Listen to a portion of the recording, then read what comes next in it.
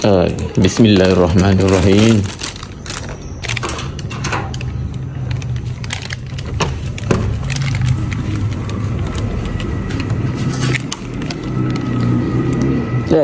Ada ya? Gaya. Kenapa?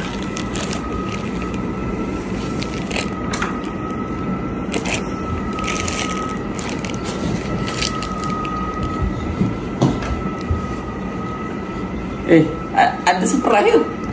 Apa dia tu? Surprise? Apa dia? Tak tahu.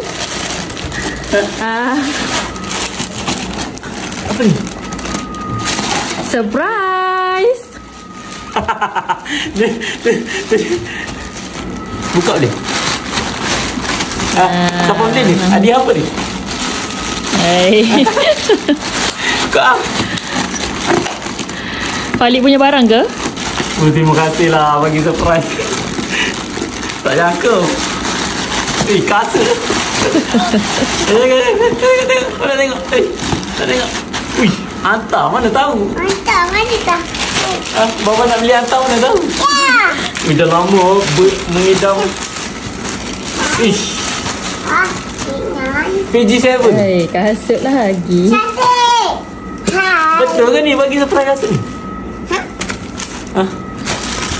PG7 ni.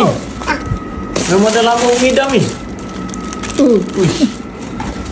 Color ni pula. Dia jangan masuk. Ish, yang memang dah lama mengidam ni.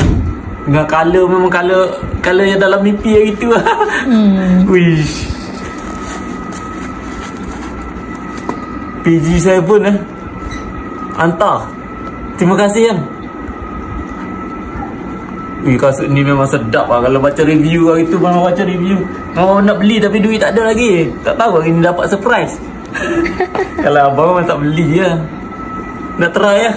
Kita try terus lah. Ya. Surprise sedap ya. Lembut kasut ni ya. Sedap ya. Terima kasih ya. Memang colour ni lah nak tengok itu. Pada lama masuk dia colour ni. Macam tahu-tahu kan. Terima kasih lah. Nak keluar sekejap ni. Nak keluar. Ada kawan minta tolong tadi. Dia dah masuk dah. Awak keluar. Kasut ni tinggal dulu. Terima kasih. Terima kasih. Terima kasih. Keluar sekejap. Assalamualaikum. Salam.